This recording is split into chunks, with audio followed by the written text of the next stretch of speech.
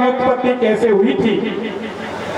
तो देखिए, एक दिन भक्त भगवान से पूछने लगा, हे प्रभु, आपने इस संसार को रचाया है, इस दुनिया को बसाया है, ये परम सत्य बात है, इसमें कोई संशय नहीं है। लेकिन हे प्रभु, हे परमात्मा, हे कृपालु, दया करके, कृपा करके मुझे ये चीज बता दें, आपने इस संसार को कैसे रचाया और क्यों बसाया। ये मन में छोटी सी जिज्ञासा उत्पन्न हो रही है, हे प्रभु मेरी जिज्ञासा को शांत करो।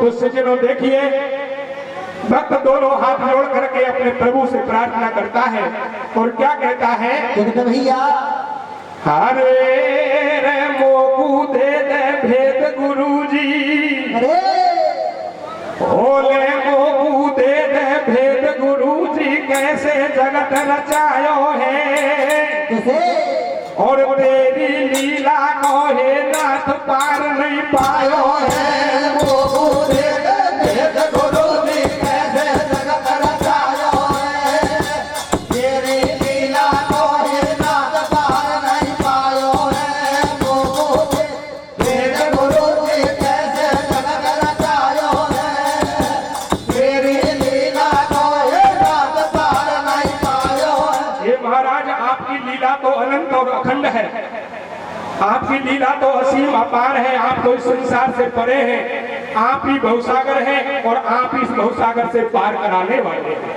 तो सज्जनों देखिए, भगत अपने प्रभु से, परमात्मा से क्या पूछता है, कैसे भैया हरे रे मोकू दे दे भेद गुरुजी, कैसे जगत रचायो है, कैसे और तेरी लीला को हे नाथ पार नहीं पायो है। मोकू दे दे भेद गुरुजी, कैसे जगत रचायो है, तेरी लीला को हे नाथ पार नहीं पायो है। मोकू दे भेद गुरुजी, कैसे जगत रचायो है, तेरी लीला को हे नाथ पार नहीं पायो है। तेरी सत्ता के बिना हे प्रभु मंगल मूल, हे प्रभु आपकी कृपा के बिना, आपकी सत्ता के बिना तो पत्ता भी नहीं हिलता है। ये जो हवा चल रही है, ये जो दिखाई दे रहा है, जो हमारा शरीर गति कर रहा है, ये तो आपकी सत्ता का प्रभाव है, आपके बिना तो और कुछ भी नहीं होने वाला। तो सज्जनों क्या बताया है, तेरी सत्ता के बिना हे प्रभु मंगल मूल, और पत्ता तक हिलता नहीं, सो खिले न कोई फूल। मोकू दे दे भेद गुरुजी, कैसे जगत रचायो है, तेरी लीला को हे नाथ पार नहीं पायो है। मोकू दे भेद गुरुजी, कैसे जगत रचायो है, तेरी लीला को हे नाथ पार नहीं पायो है।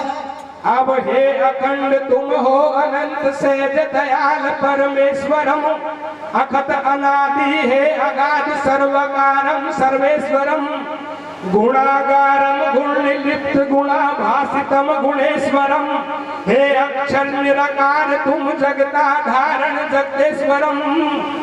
ये सारी माया आपकी कहते साधु संत, और जो सुमरे प्रभु आपको सुबह नासे नासे।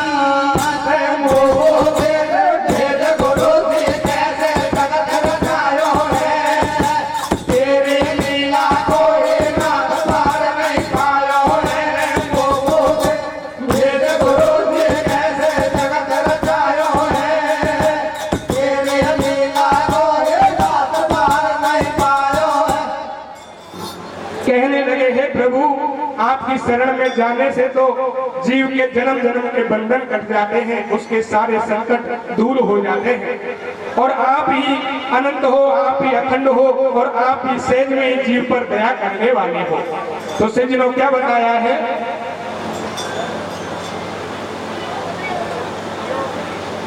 अब ये विश्व क्षेत्र सम विश्व मूलम विश्व पारम विश्वेश्वरम,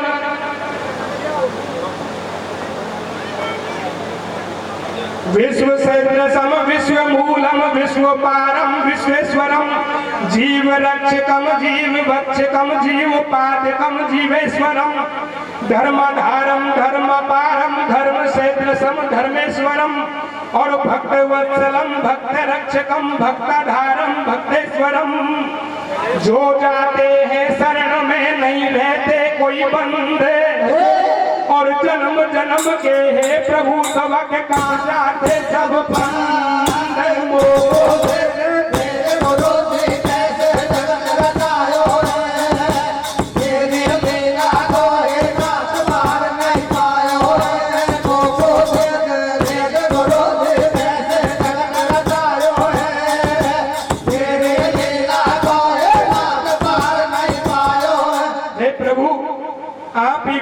समान है और आप ही विश्व के मूल हैं, आप ही विश्वेश्वरम हैं, आप ही जीव रक्षक हैं और आप ही जीव भक्षक हैं।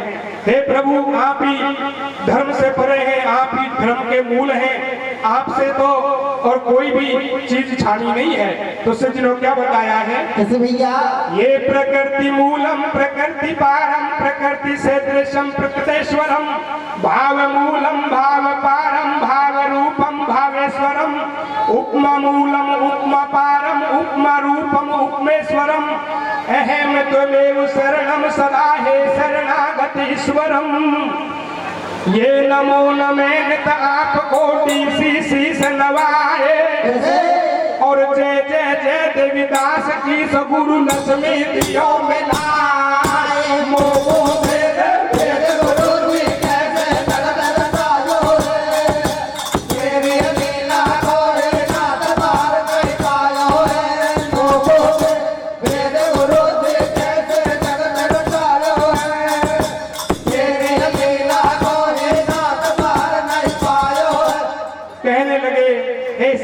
ईश्वर जो भी आपकी शरण में जाते हैं सदा आपको आए हुए की और रक्षा करते हैं। हे प्रभु अब कृपा करके और मेरी जिज्ञासा को शांत करो। आपने सृष्टि का निर्माण कैसे किया और आपने देवताओं की उत्पत्ति कैसे करी? तो सज्जनों देखिए भगत क्या पूछता है, अब ये सारी दुनिया खैर तुम सब नहीं जग में कोई दूजा और पाखंडन से परे तुम्हारी भगत करें पूजा तुमको जान सके नहीं कोई जाने जो भक्ति बस होई। हे प्रभु आपको तो कोई नहीं जान सकता और आपको तो वही जानता है जो आपकी भक्ति के वसीभूत होता है।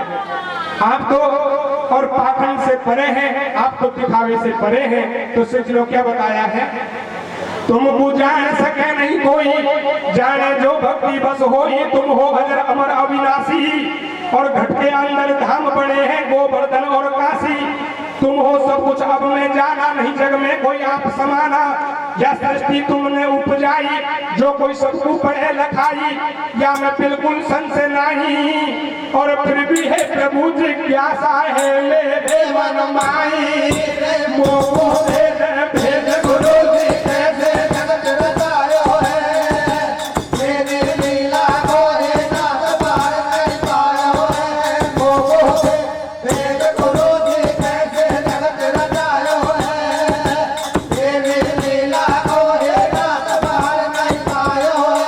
प्यारे बंधुओं भगत अपने प्रभु से भगवान से कहने लगा, हे प्रभु इसमें कोई संशय करने की बात नहीं है, ये चराचर सृष्टि तो आपकी उपजाई हुई है और आप ही सब कुछ करता है, आप ही सब कुछ करने वाले हैं। लेकिन हे प्रभु ये संसार कभी कभी आपको अकर्ता भी कह देता है क्योंकि जीव के मन में अहम भाव आ जाता है और वो ये सोचता है कि अच्छा किया है तो मैंने किया है और यदि बुरा हो गया तो वो आपको दोष लगाने लग जाता है, ये तो बुरा परमात्मा ने किया है। हे प्रभु आप सब कुछ करता होकर भी अकर्ता क्यों कहे जाते हैं? आपको ये संसार अकर्ता क्यों कहता है? आप तो सब कुछ करता है।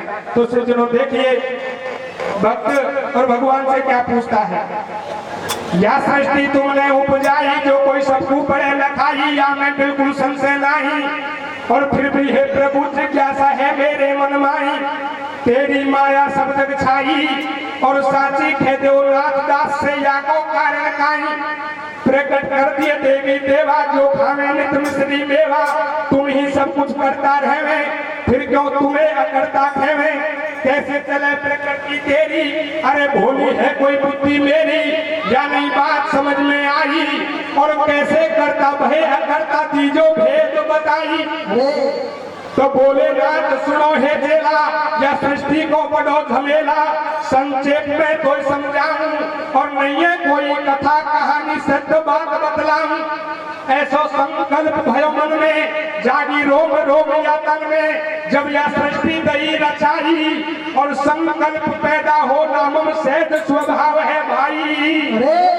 ये सृष्टि भई संकल्प से है कोई सकल अपार, और दृष्टा बनी में देखता तो कोई सब जग नित्य भवान। मोह भेद भेद गुरु जी कैसे जगत रचायो है, तेरी लीला को ही नाथ पार नहीं पायो है। मोह भेद गुरु जी कैसे जगत रचायो है, तेरी लीला को ही नाथ पार नहीं पायो है। प्यारे बंधुओं, भगवान ने अपने भगत को समझाया, हे बेटा जो तू सृष्टि निर्माण के बारे में पूछ रहा है, ये सृष्टि का निर्माण तो मेरे द्वारा संकल्प से हुआ है।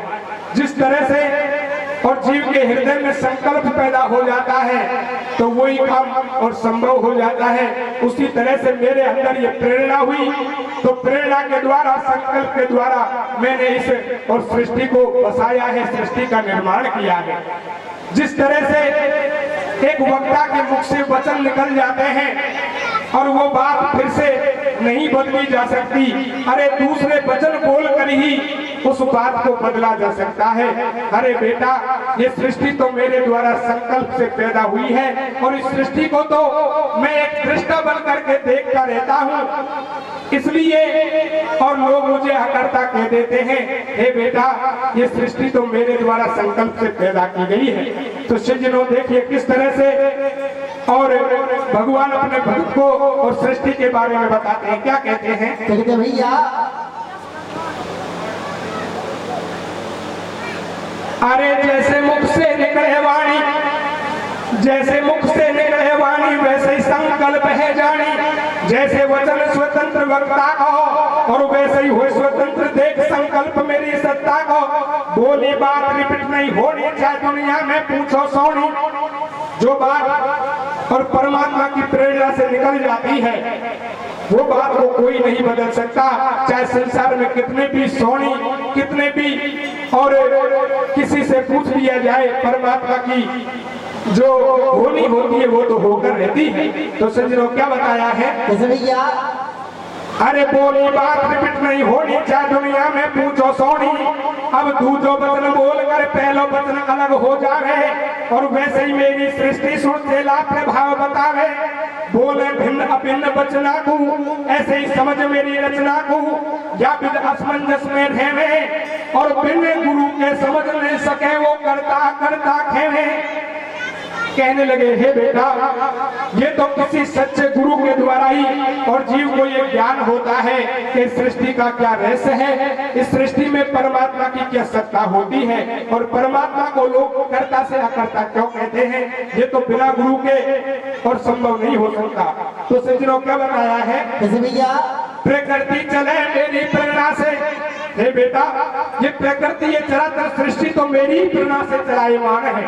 जैसे जीव के अंदर और सांसें चलती हैं, जीव जिस तरह से सांस लेता है उसी तरह से मेरी प्रेरणा से ये सृष्टि चलती है। तो क्या बताया है? प्रकृति चले मेरी प्रेरणा से, जैसे चले जीव की सांसें, नहीं संशय मैं कछु भाई, मैं नाना रूप में प्रकट जग में देवी देव कहाई। ये छोटे बड़े सब जीव सुन है कोई मेरे अंश। हे बेटा ये प्रकृति तो मेरी प्रेरणा से चलती है, और प्रकृति में जितने भी देवी देवता पूजे जा रहे हैं ये तो मेरे ही अंश हैं, और ये मेरे द्वारा ही प्रकट होते हैं और अंत में मेरे में ही समा जाते हैं।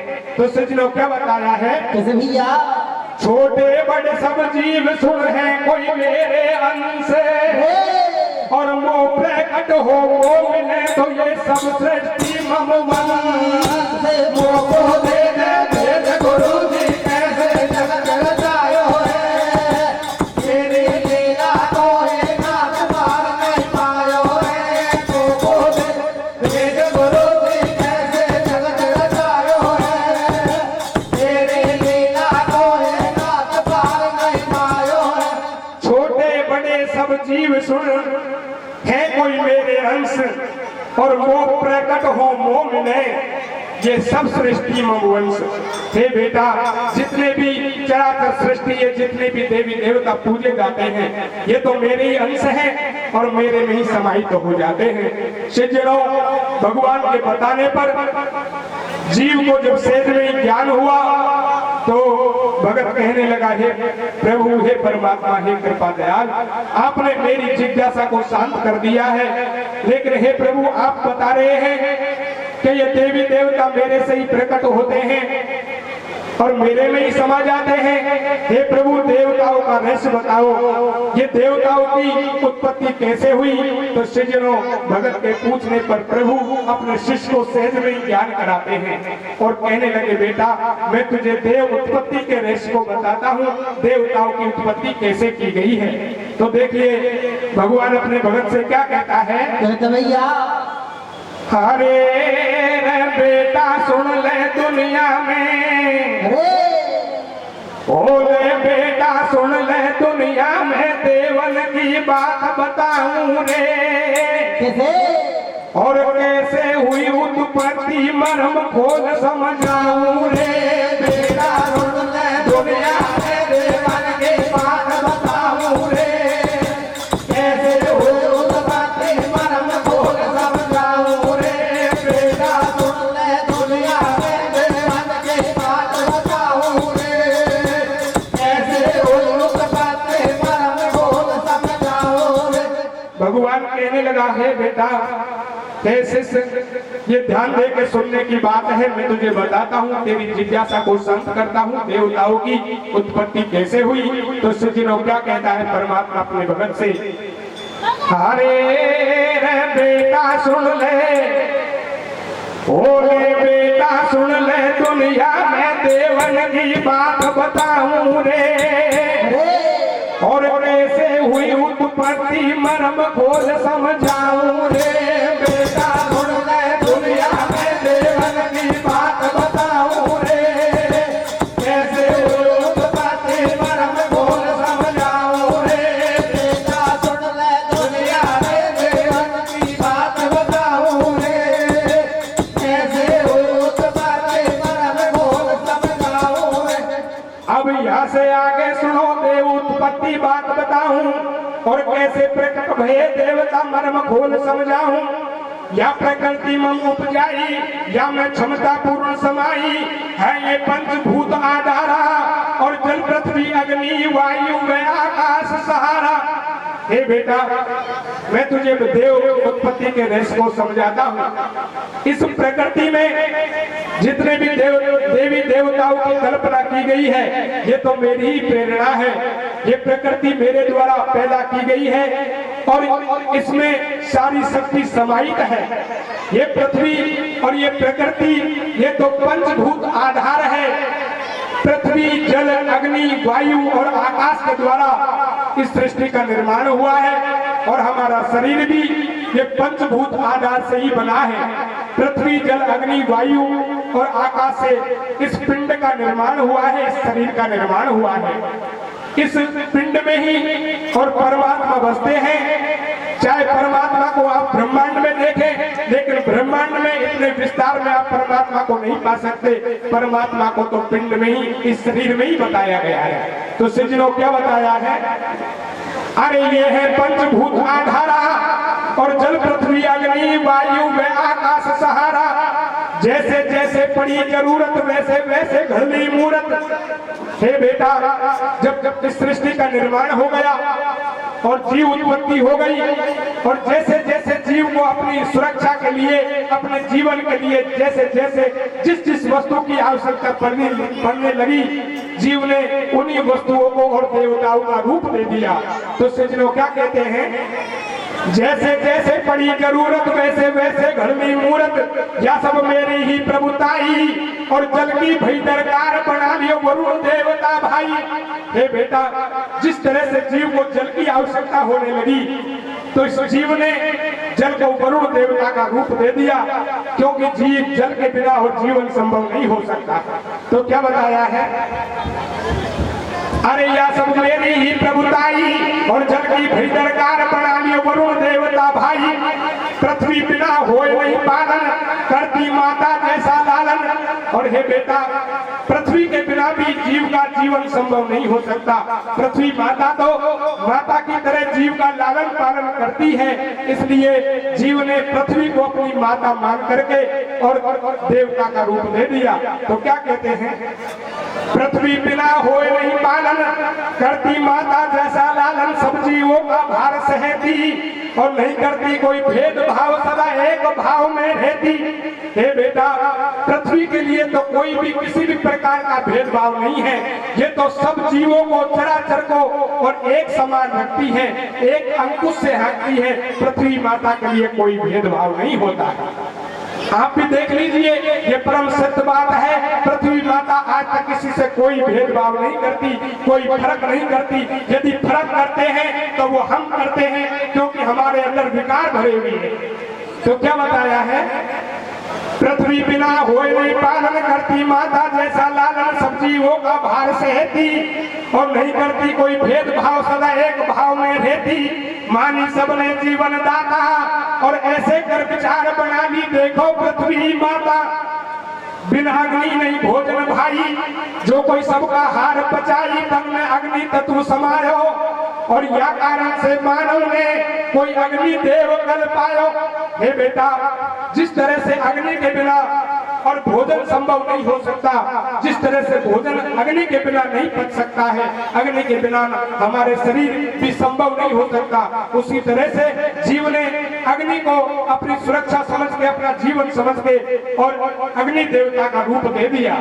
तो सज्जनों, क्या कहते हैं भैया, वायु बिन नहीं कुछ जीवन में, वायु बिन नहीं कुछ जीवन में, रखती प्राण हमेशा तन में। ऐसे करे कल्पना मन में, और वायु कूलियो बड़ा जगत में, पवन देव लोगन में। हे बेटा, इस वायु के बिना और जीवन संभव नहीं हो सकता, क्योंकि वायु के बिना प्राण नहीं हो सकता। उस तरह से जब वायु के बिना जीवन संभव नहीं हो सकता, तो इस जीव ने, इस संसार ने वायु को और पवन देवता का रूप दे दिया। तो क्या कहते हैं भैया, वायु बिन नहीं कुछ जीवन में, रखती प्राण हमेशा तन में। ऐसे कर कल्पना मन में, और वायु कूलियो बड़ा जगत में, पवन देव लोगन में। है आकाश अनंत अपारा, दिखे नहीं कोई या से न्यारा। ऐसो छत्र अनोखो तान्यो, और या कारण से दुनिया में आकाश देवता मानो। हे बेटा, जो आकाश दिखाई दे रहा है, ये तो अनंत अपार है, और इसके अंदर ही ये सृष्टि बनाई गई है। इसलिए ऐसा अनोखा छत्र आज तक किसी का नहीं है। जब इस जीव ने ये समझा कि ऐसा छत्र परमात्मा ने हमको